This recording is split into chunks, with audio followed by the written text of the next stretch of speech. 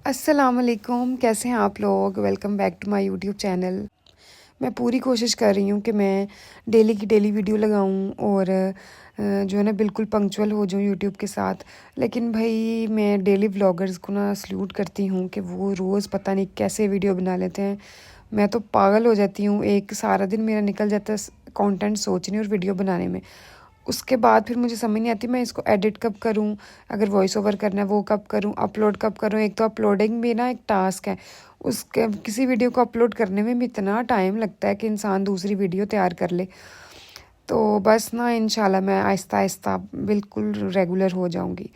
तो जी यहाँ पे हमारे घर में आज पक रहे थे आलू वाले पराठे। अच्छा, जिस दिन हमारा कोई फरमाइशी प्रोग्राम चल रहा हो ना, तो उस दिन हमारे घर अक्सर ना आलू वाले पराठे बनते हैं, क्योंकि मेरी मामा के हाथ के आलू वाले पराठे मतलब पूरी दुनिया की सारी डिशेस एक साइड पे और मेरी मामा के हाथ का आलू का पराठा वो एक साइड पे। पता नहीं वो क्या जादू डालती हैं भाई मसाले में कि मेरे से एक रोटी नहीं खाई जाती। मैं मुश्किल से एक रोटी खाती हूँ, लेकिन जब आलू का पराठा हो तो शायद मैं 2 पराठे बड़े वाले खा जाती हूँ। वो इतने मज़े के पकते हैं। तो फिर जिनकी माएँ हैं उनको तो ये पता ही होगा कि भाई माँ के हाथ में तो ऐसा जायका है कि शायद कोई दुबई का शेफ़ भी उसको जो है ना कम्पीट नहीं कर सकता। और ये आप मेरी मामा का ना पराठा बनाने का एक यूनिक सा स्टाइल भी चेक करें कि वो ना बड़े बड़े पेड़े लेके ना बड़ी सी रोटी बना लेती हैं और फिर उस बड़ी सी रोटी से 3-4 पेड़े निकालती हैं। मतलब आपका टाइम बचता है और जल्दी जल्दी से ना आलू के पराठे बनते हैं, क्योंकि आलू के पराठे बनाने में बहुत ज़्यादा टाइम कंज्यूम होता है। तो आपने ये देखा मामा ने बड़ी सी रोटी बना के उसके इतने ज़्यादा छोटे छोटे वो स्ट्रिप्स काट ली और अब इस पूरी रोटी से 3 पराठे निकालेंगी। तो टाइम बचा ना, मतलब एक ही बार आपने रोटी बेलनी है और उसमें आपने 3 पराठे निकाल लेने। और यहाँ पे मैं एक और बात शेयर करना चाहूँगी कि जिन बेटियों की माएँ हैं या अगर कोई भाई भी मेरी वीडियो देख रहा है, तो उनसे मैं एक रिक्वेस्ट करूँगी कि आपकी माएँ जब किचन में खड़ी होकर खाने पका रही हों आपके लिए, तो आपको बेशक खाना पकाना नहीं आता या आपका दिल नहीं कर रहा कुछ करने को, एटलीस्ट आप ना अपनी अम्मी के पास बस कुछ देर खड़े हो जाया करें, कुछ नहीं करें बस खड़े हो जाएं। इसी से उनकी इतनी हौसला अफजाई बढ़ेगी और उनका दिल करेगा खाना बनाने का। अच्छा, मैं अपना बताऊं, मामा रात को शाम में आ जाती हैं घर ना वापस, तो हमारे घर में सबसे ज़्यादा खाए जाने वाला जो है ना खाना, वो मेरी मामा के हाथ का ही है। मतलब कोई भी नहीं पकाता, शाम का खाना मामा ही पकाती हैं, क्योंकि वो बहुत मज़े का, मतलब वो सिंपल सी दाल भी अगर बना रही है ना, वो इतनी मज़े की बनाएंगी कि मतलब वो मिलती ही नहीं है, एक दफ़ा बस खाई जाती है उसके बाद दिखती ही नहीं है कि हम बिल्कुल हर चीज़ चट कर जाते हैं। तो मैं क्या करती हूँ कि मामा जब आती हैं ना क्लिनिक से, तो मैंने उनके पास ही जाना है। मैं जितना मर्ज़ी थकी हूँ या सोई हूँ, लेटी हूँ, कुछ भी, मैं बेशक कुछ नहीं कर रही किचन में पास खड़े होके, लेकिन मामा के पास खड़े होके उनको सारी दिन की बातें बताना और उनकी सारे दिन की बातें पूछना, वो इतना खुश होती हैं। अब तो उनको आदत पड़ गई है कि मैं अगर बैठी भी हूँ ना, तो उन्होंने मुझे लेके जाना है कि तुम कुछ ना करना मेरे पास, बस ना मेरे पास आके खड़ी हो जाओ। तो ऐसे ही हमारा ना रोज़ की अब मेरी रूटीन बन गई है मामा के साथ। मैं रोज़ मामा के पास जाके बस खड़ी हो जाती हूँ, हल्की फुल्की हेल्प भी करती हूँ जहाँ पे मामा को ज़रूरत पड़े। तो बस पास जाके मैंने बैठ जाना है और मामा से इतनी बातें करनी है और पता भी नहीं चलता कि कब खाना पक गया है। भाई ये जो माँ है ना, ये ना अल्लाह का दिया हुआ एक इतना प्यारा सा तोहफ़ा है ना। मुझे ऐसे लगता है कि माँ ज़िंदगी में ना हो तो मुझे ऐसा लगता है कि मेरी जो छत है ना, जो मेरा शेल्टर है, जो मेरा आसमान है, वो मेरी मामा है। अच्छा, कुछ दिन पहले ही ना मेरी जो बहन कराची में होती है ना, वो हमें कहती है कि आप ना मामा, आप कुछ ऐसा करें प्लीज़, कोई तो सल्यूशन निकालें, आप मुझे सियालकोट से वहाँ से मुझे खाना भेज दिया करें। तो आप देखें ये नामुमकिन सी चीज़ है, लेकिन मामा इसके लिए भी ना तगोदो कर रही थी। कभी वो राइडर के पास जा रही थी, कोरियर वाले जो होते हैं उनके पास जा रही थी कि ऐसा कुछ हो सकता है कि मैं रोज़ यहाँ से कोई पार्सल भेजूँ और उसको इन टाइम पे कराची में मिल जाए। और मैं और मोम ना हंस रही थी कि यार माएँ भी ना कितनी प्यारी चीज़ है ना, कसम से। वो मतलब उनको पता ही नहीं कि ऐसा हो ही नहीं सकता कि मैं रोज़ इधर से खाना भेजूँ और उधर, मतलब उनका बस दिल था ना कि मैं अपनी बेटी को अपने हाथ का खाना खिलाऊँ।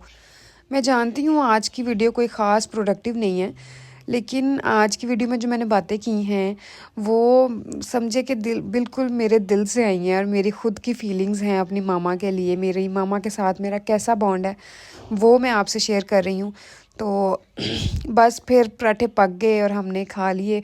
और फिर जैसे ही हम खाना खाकर बैठे, फिर हमें एक कॉल आती है कि भाई आपकी बेस्ट फ्रेंड आ गई हैं लंदन से। तो मुझे कॉल आई थी उसकी मामा की, मेरी दोस्त होती है लंदन में, तो वो आती है तकरीबन 2 साल के बाद, 3 साल के बाद। तो मुझे उनकी कॉल आई कि तुम्हारी दोस्त आ गई है। वो पता नहीं, वो मेरी जो दोस्त है मुझे सरप्राइज़ देना चाह रही थी, लेकिन उसकी मामा ने का सारा काम ख़राब कर दिया। वो बड़ी खुशी खुशी से ना मुझे कॉल करके कह रही थी कि तुम्हारी दोस्त आ गई है, फ़रीन नाम है उसका, फ़रीन आ गई है लंदन से, तो गुड़िया इससे बात करो ये वो। तो कहती है अल्लाह मामा, मैंने तो सरप्राइज़ सोचा हुआ था। अच्छा, इस वक्त में ना मेरे घर पे सब सो रहे थे। मैंने सबको, मामा को, भाइयों को, सबको उठा दिया। मैंने कहा उठो, मेरी दोस्त आ रही है, जल्दी उठो जल्दी उठो, घर सेट वेट करो। फिर मैंने उसी वक्त बच्चे तैयार किए, घर को सेट वेट किया।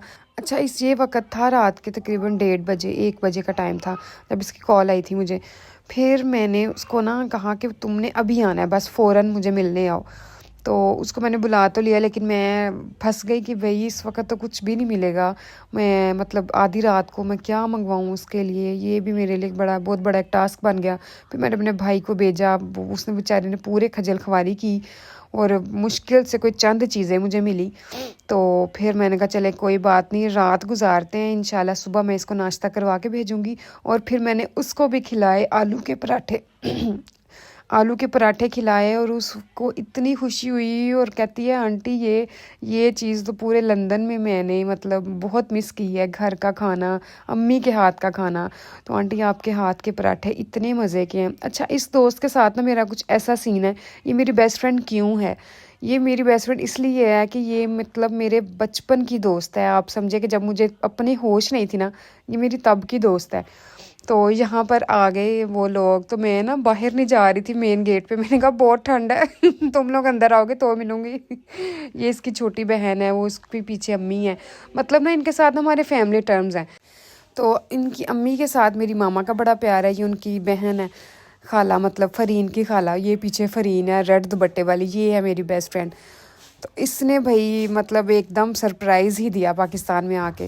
तो मैं इतनी खुश थी कि मेरी दोस्त इतनी दूर से आई है और मुझे स्पेशली मिलने भी आ गई है उसी दिन।